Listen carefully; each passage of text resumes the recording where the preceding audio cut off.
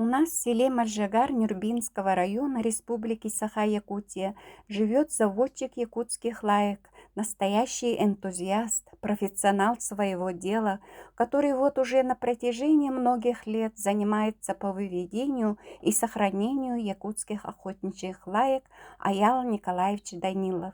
В 2013 году в республиканской выставке среди охотничьих лаек его кобель Доор стал абсолютным чемпионом по экстерьеру и по работе по подсадному медведю. Также собаки из его питомника, кобель Аргыс Семенова Дмитрия Александровича, кобель Төбе Парфенова Иосифа, кобель Доор Герасимова Николая, тоже стали абсолютными чемпионами. А чемпионов породы и ринга было много. Например, кобель Джулан был двукратным чемпионом среди якутских лаек. Аял Николаевич занимается не только разведением охотничьих собак, но и заботится о сохранении и совершенствовании якутских лаек для поддержания чистокровности породы. Сегодня в своем канале я попросила Аяла Николаевича рассказать о происхождении якутских лаек. Чтобы рассказать про якутских лаек, надо обязательно вникаться в историю самого народа. Вот, напрямую связана история происхождения якутских лаек с историей самого якутского народа. О происхождении якутского народа имеется много всяких гипотез, но я гипотезах останавливаться не буду. Расскажу только факты. На территории Центральной Монголии в местности Тамир-Улан-Хошу нашли недавно захоронение кукунской элиты. Десятка могил, и там из двух элитных могил выявили ДНК, гаплотип.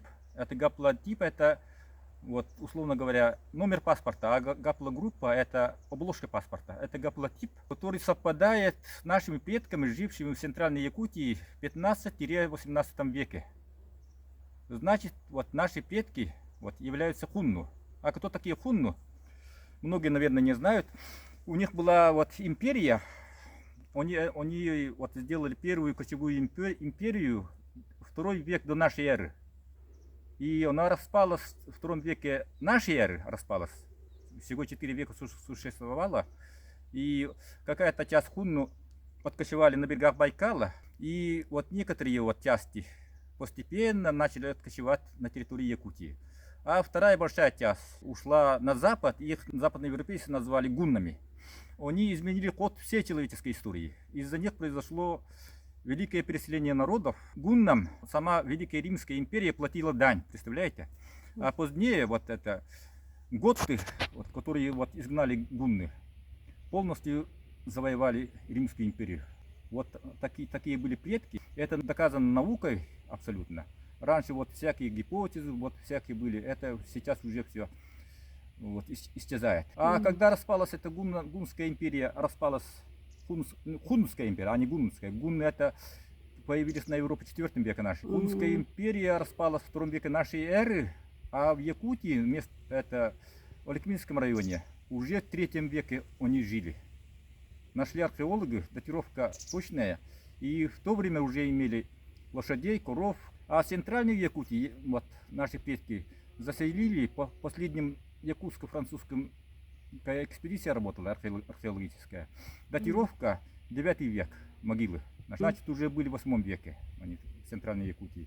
И постепенно заселили всю Якутию. А Якутия до принятия автономии, представляете, до принятия автономии, мы в прошлом году праздновали 100-летие автономии, была просто огромной. Доходила до Охотского моря. Это часть Амурской области, часть Иркутской области. Это вся Магадан, вся Эвенкия раньше принадлежала Якутской области. Она была просто огромной. На всей этой территории заселили наши предки. Сейчас в Эвенкии, такие данные имеются тех якутов, которые себя считают якутами, 1000 человек, около 1000 человек. А большинство себя считает ивенками, потому что если он ивент, он получает российские льготы. Сами понимаете, если льготы, это очень много льгот, каждый день можно охотиться, если он на малой народность. А в Амурской области, Иркутской области тоже живут там местные якуты издавна. Большинство, конечно, сейчас уже не такие, как мы Они уже смешивались, забыли свой язык и прочее, прочее. Почему все это я рассказываю, да? Потому что раз наши предки жили в Великой степи, это Монголия, территория Хунна была в современной Монголии, вся Монголия, часть Китая, это внутренняя Монголия, еще часть Казахстана, еще вот часть России. Если они вот были хуннами, то они должны иметь обязательно степных собак. Типа предков современных гончих, борзых и еще этих пастушьих собак. Типа бурят-монгольского волкодава. А раз вот таких собак имели, то постепенно, когда они начали заселять таежные вот области, начиная от берегов Байкала, да, они постепенно вот путем поглотительного скрещивания вот постоянно смешивались с лайками, таежными собаками, и приобрели облик лаек. Ага. Но со сравнением с другими породами охотничьих лаек, якутские лайки отличались, вот это, наверное, проявление вот степных генов, крепким костяком, мощью, растянутостью, мощной черепной коробкой, такой брусковидной иногда. Вот. Не все вот однотипные были. Вот сейчас мы потом позже остановимся на этом, потому почему они были разнотипными. Ага. Ну вот такие вот характерные черты, которые не присущи другим охотничьим лайкам, имелись у наших собак. Например, про тунгусских собак, это тунгусами называли венков раньше. Вот. У тунгусских собак все исследователи 19-го, конца 18 веков говорили, что тунгусские лайки везде однотипные, они лисоподобные. Если они рыжего окраса, то легко можно спутать их с лисицей. Ага. Вот такие были. А вот современная восточно-сибирская лайка вот совершенно другая же. И якутские собаки тоже, как можно их назвать, лисоподобными. Они другие. Вот такие были. А если вот только на одной ДНК генеалогии, вот эта ДНК генеалогия всегда везде ставит точку о происхождении. Но в нашем языке мы доказательством того, что мы являемся, вот нашими прапредки являются вот кочевниками Великой степи, являются наш великий эпос Олонхо.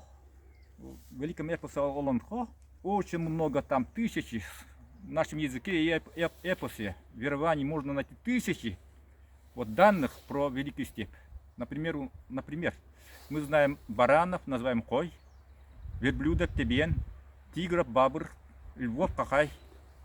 Даже вот такие географические местности, Аральское море знаем, Арат-Байгал называется.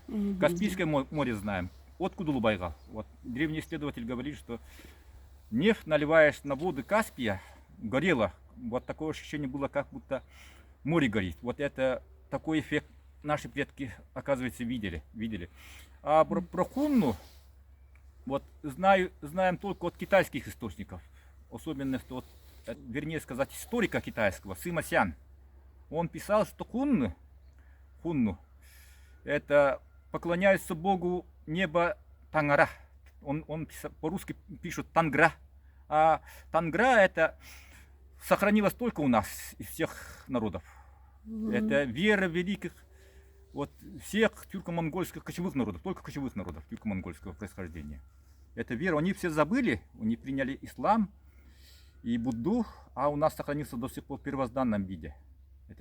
А мы называем Тангара, полное название Урюнгара Итон Тангара. Это он живет в 9 небе по якутскому верованию, космосе. Он создал по нашему верованию, создал всего на земле. Он не один, у него имеются помощники,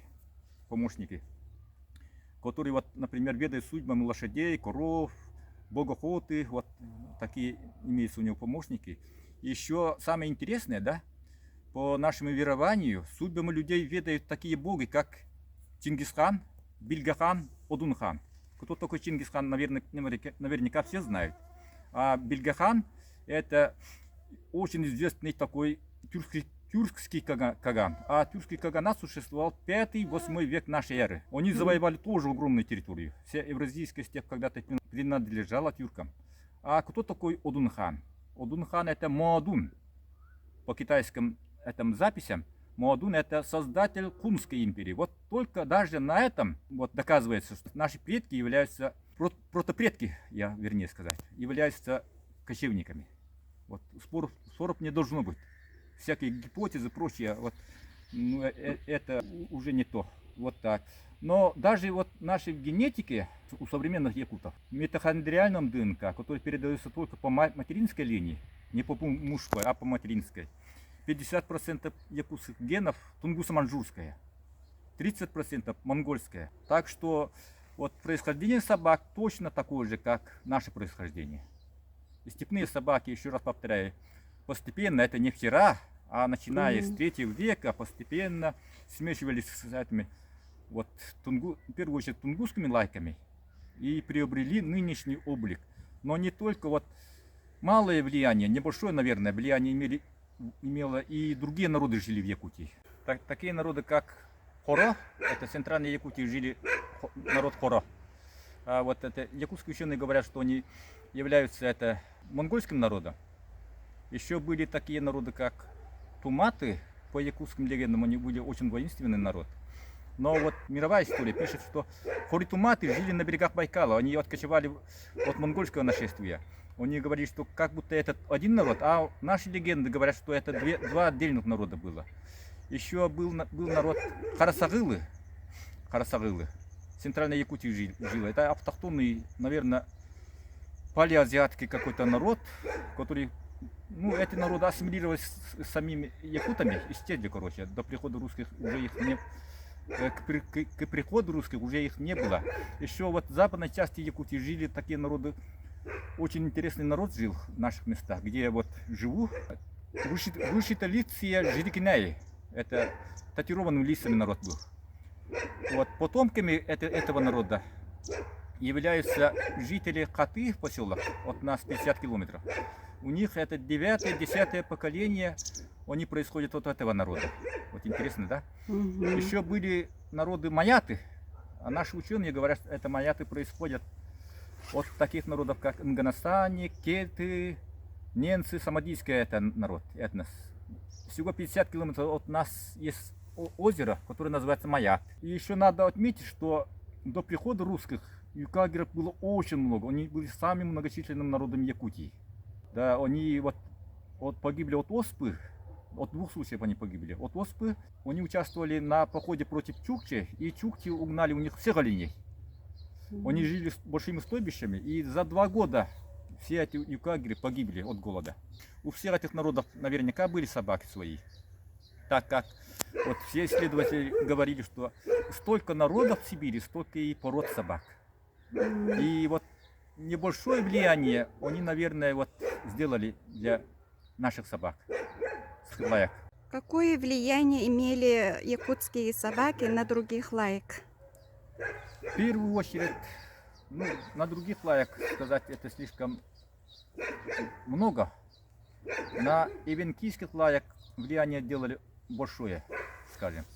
Потому что якуты и эвенки, вот как бы сказать, так как тандемный народ был. Почему такой народ был? Якутия огромная, людей мало было. И вот первое, это, конечно, постоянно происходили кровосмесительные браки между эвенками и якутами. До сих пор это постоянно везде такое происходит. И раньше такое было. Многие, вот, ну, все якуты имеют вот эвенкийские корни, вот скажем. И не только это было. Вот эвенкам нужны были от якутов вот металлические изделия. От иголок до кончая это копьями, пальмами, ножи, топоры, прочее. Якуты всегда славились хорошими кузнецами, выплавляли из железа. И русские казаки писали, что якутское железо лучше немецкого. Они так ценили якутское. Даже якуты, вот наши предки делали сложные доспехи для войны. Вот казаки писали в своих письмах, что они брали в виде ясака сколько-то куяков. Куяка это доспехи. Такого-то брали 2 вот куяков и сколько-то соболей. Они вот использовали эти куяки на походах против чукчей непокорных. И ну, Дальний Восток раз вот, в походах везде использовали наши куяки.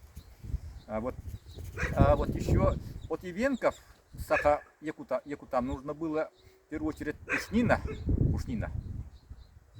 И вот оленья одежда из оленей замши, из оленьих лапок. так как вот у нас наши предки держали только лошадей и коров, а лошадиные коровьи шкуры это неудобно для нашего климата. Они тяжелые, не такие теплые, как оленьи. И вот, ну, какие-то неудобные из них одежда получается. А оленья очень легкая, и непродуваемая, очень такая, а замша очень прочная и мягкая. И вот, и еще даже вот ивенкам, особенно ивенам, нужны были вот якутские сети и неводы, сделанные из конских хвостов. Это вообще было состояние. Даже вот были такие легенды, что обменивались на невесту. Так дорожили вот это. Наши предки брали от ивенков не только пушнины, еще медвежий жечь, кабара струю, это клыки мамонтов, моржей. Почему это брали? Потому что наши предки постоянно до прихода, даже после прихода русских, обменивались, торговали с Китаем. Это полностью сейчас доказано археологическими находками. Даже находят такие вот монеты, зеркала, ткани, бусы. Не только китайские, а вот западноевропейские, центральноазиатские вот вещи находят в наших могилах, предках 8, 15, 16 веков. Все это привозили из Китая. А в Китае сагдийские, сагдийские, персидские, арабские купцы привозили то, что нет в Китае. Из Европы, из Средней Азии. Вот оттуда таскали вот ткань. Так что вот наши предки, даже есть такие слухи, когда пришли русские, от русских вот тысячами бежали в Китай. Есть местность Сахалян, Саха и Сахалян. Это приграничном Бадайхэ, по-моему, Бадданхэ. И вот там жили наши предки, вот поэтому и назвали Сахалян. Но они полностью, вот сейчас их уже нету, полностью растворились в Китае. Вот так. Есть порода восточно-сибирская лайка. Для выведения этой породы повлияли ли якутские собаки? Прямое влияние на породу восточно-сибирская лайка. Ну, восточно-сибирская лайка начали племенное разведение с 70-х годов. Большое нету. Иркутской области таскали, но там вот линию якутских лаек там не делали. Только в Питере одна лайка. Пират Филиппова, вывезенный из Хангаласского района поселка Синцы, по-моему, Филиппова. Он сыграл в питерских восточно-сибирских лаек серьезную роль, по-моему. Так как он первым, вот его сын вот Реснова, Буран, по-моему, Буран Реснова, среди восточно-сибирских лаек Питера первым завоевал диплом первой степени по медведю. Но, вот древности, вот я еще раз повторяю, вот в стандарте восточно-сибирских лаек написано, что восточно-сибирская лайка происходит в основном в первую очередь от ивенкийских лаек. Но ивенкийский лайк вот везде писали, еще раз повторяю, они лисоподобные, маленького роста. Если они рыжего краса, их можно легко спутать с лисицей. А какая восточно-сибирская лайка сейчас лисоподобная? Они мощные, крупные, костистые. Так что вот собаки наших предков наверняка сыграли большую роль для вот именно таких собак, которые были у ивенков. Вот наши предки с ивенками постоянно везде с глубокой древностью общались. И наверняка ивенки у наших предков брали собак много, не один раз, а много раз постоянно брали наших собак, улучшали своих собак, и в результате чего ивенкийские лайки укрупнялись ростом. Это уникальная фотография Вальдемара Йохальсона. Была экспедиция американской естественной истории на территории Якутии, Чукотки, Камчатки. Вот, называлась Джузепповская экспедиция. Вот они вот собирали артефакты, снимали на фотографии. Сейчас все артефакты, которые они собирали, имеются в Американском музее естественной истории. Там тысячи всяких вещей уникальных, которых мы, якуты, эвенки, юкагиры, чукчи забыли вообще. Уникальные экспонаты. Вот он фотографировал вот это.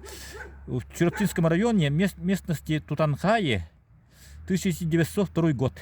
Вот сравните с людьми, любой наметанным глазом заводчик скажет, что этот кобель ростом минимум 67-68 сантиметров, минимум, даже больше, может быть. Ага. Огромный кобель. Большой. Причем, учитывайте, это летом после линьки. Представляете? Вот это абсолютно чисто крови якутский кобель. Сразу видно, что у него мощная такая структура телосложения. Вот видно, что у него такой крепкий. Это вот то, что я высказываю, мое мнение, вот подтверждает про степных собак. Это знаменитый кобель Тарзан. Это у нас в Малакае был охотник, очень известный, звали его Николай Томуга. Вот его кобель, очень хороший рабочий кобель, типичный тип, типичная голова вот якутских собак. Это охотник из горного района, вот Иванов Анатолий Алексеевич. Вот это черная, зовут Чурус, очень феноменальная сука, она родом из Алданского района. А это кобель Кыда, родом из горного района. Это вот начало 90-х годов. Известные собаки. Этот кобель 77-го года рождения. Зовут Максогол. Крупный кобель, был крупным. Но хороший рабочий кобель был. Это фотография Гейса. Где-то, скажем, примерно 69-й год. Нижняя Тунгуска, Катановский район Иркутской области. Этот эвенк стоит. И вот кобель белый, типичный. Это не тунгусского типа кобель, а вот якутского типа кобель. А вот нижние тунгусские жили эвенки рода Буранкат. Этого же рода эвенки живут в Сунтарах, Мирнинском районе, Ленской, Якутии. Это один общий род. Это кобель, это черный с белым кобель, кличка Бандит. Он родом из Тополинного, Томпонского района. Родился в конце 80-х годов. Тоже работал по медведю, по лоси.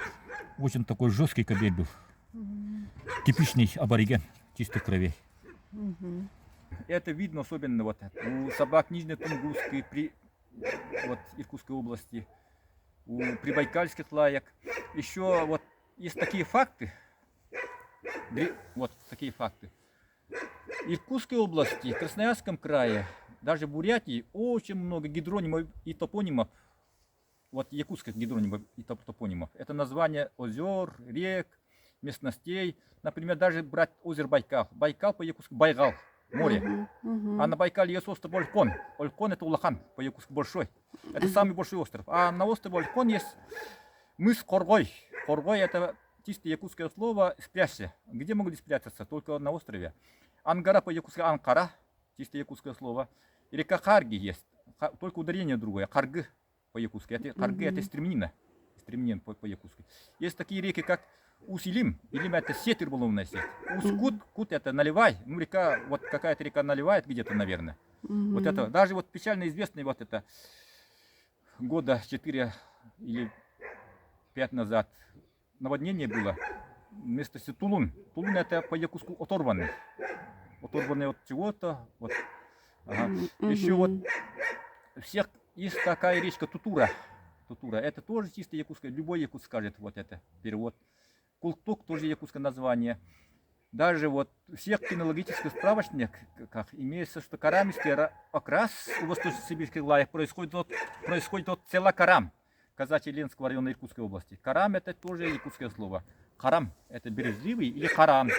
Каран это, если страшно много комаров, то говорят кумар карана. Харан Кумар. Это вот, якутское слово. Так что, если до сих пор сохранились такие названия рек, озер в Иркутской области, то влияние наших предков в этих местностях было огромное. По-моему, в Бурятии есть Хамар-Дабан. Абсолютно чистое якутское слово. Любой якут, даже ребенок скажет, что такое в переводе. Хамар это ходить пешком, а Дабан это дорога, которая поднимается на сопку или гору. Ага. Вот так. Поэтому вот древнее влияние наверняка имеется. Я очень надеюсь, что в ближайшем будущем генетики докажут вот мои эти слова, что найдут при генетическом анализе и породу восточно-сибирских лаек, и якутских лаек, вот крепкого телосложения, найдут степные гены. Вот такие маркеры степные. найду. Мгм. Тогда вот это мои вот это высказывания докажется. Охотничья якутская лайка может ли стать отдельной породой, по вашему мнению? Сейчас пока надеемся на это. Надежда умирает последней. Мгм. Но больших перспектив пока нету. Мгм. Радует то, что молодые ребята, много ребят, людей сейчас хотят этого. Вот это очень сильно радует меня. Вот 90-е годы, когда я вот сперва говорил, писал об этом, вообще никто не поддерживал меня, короче. Мгм. Ага. Но сейчас мне изменилось по той причине, что привозные лайки в наших условиях для наших специфических охот, они не показывают лучших результатов, чем наши аборигенные собаки. Мгм. Есть очень много проблем. Имеется у нас достаточное поголовье собак, но вот породность у них низкая. Вот честно я скажу, разнотипность очень большая. Очень большая. Мгм. Ну, Москва не строила сразу. Мгм. Надеемся в будущем вот все эти вот недостатки для выведения породы вот это устранят наши вот молодые ребята, заводчики, эксперты. И надеемся на вот хорошее будущее. Вот ведь якутский народ является народом, а не народностью. Вот у меня такое мнение. Если у народа, любого народа, раньше были собаки, и они исчезли, у этого народа нет перспективы на будущее. Ну, берем, например, больших народов, японцы. Мгм. Их собаки очень древние, они берегут как зеницу ока этих собак, гордятся ими. Мгм. Вообще у них нет, любого японца спросите, нет непонимания, чтобы они не поддержали бы своих собак. Скандинавы то же самое. Вот эти народы, они благополучные все. А мы возьмите наш народ сейчас. Ну, мы вот говорим, что как будто прыгаем в космос пока, только в космосе мы вот всякие IT-технологии, прочее, очень сильно развито, вот занимаем первое место в Дальнем Востоке, но забываем свои истоки, своих предков. У такого народа нет будущего. Даже если они поднимутся в Луну, у них будущего не будет, если они забудут то, что оставили свои предки. Так что надеемся на будущее, чтобы якутская порода, как самостоятельная порода, была. Тогда скажите, эти породы собак пользуются ли сейчас спросом? Куда покупают в основном ваши собаки? Ну, наших якутских лаек пока породой не является.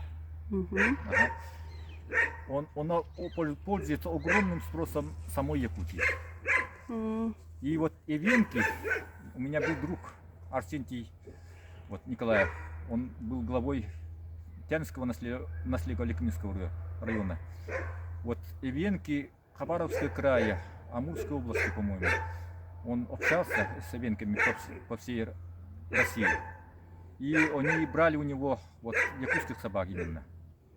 Сами эвенки, у них уже исчезли свои вот древние собаки. Брали.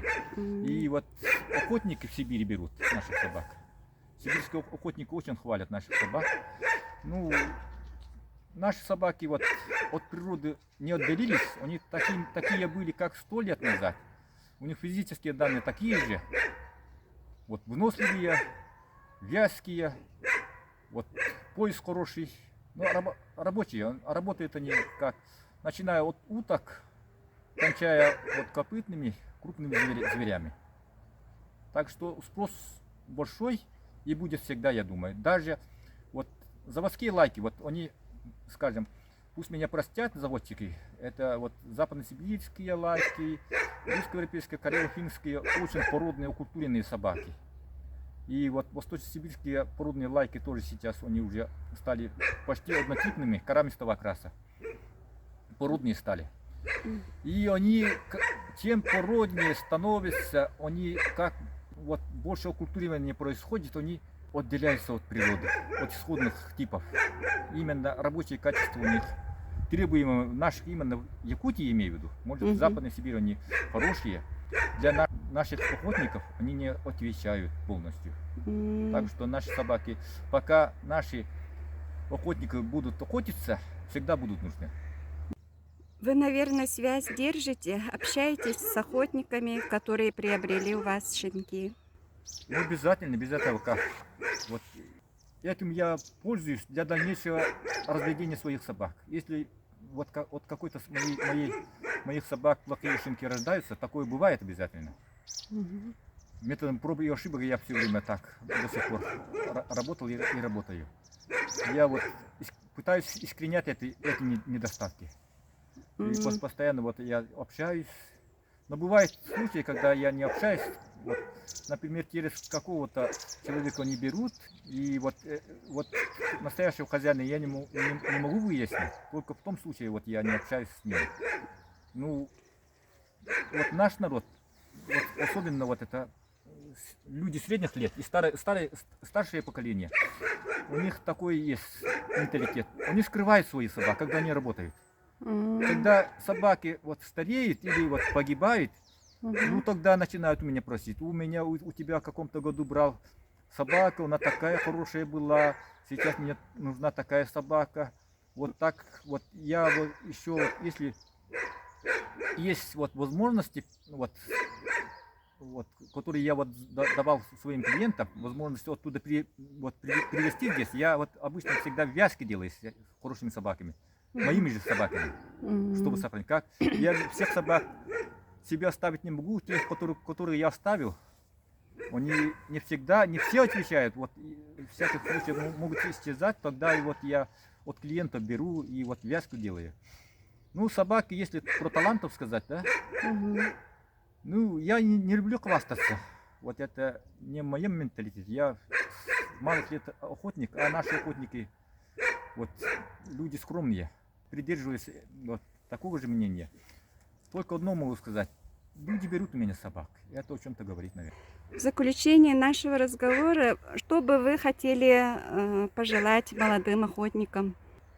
Молодым я могу пожелать только вот своим якутским охотникам. Молодые люди сейчас все продвинутые, не такие, как мы. Они смотрят YouTube, там Мгм. везде показывают достижения западносибирских лаек, русско-европейских лаек. У них там куча дипломов, всяких побед на выставках, просто огромное количество. И вот у нас внутри Якутии есть люди, которые живут в городах, они очень сильно муссируют этих западносибирских лаек особенно. Говорят только вот самая породная лайка, самая лучшая в мире, уже образовавшаяся такая порода и прочее, прочее. И на выставках они вот листают. И вот на притравках тоже по медведю они обычно, эти собаки преобладают.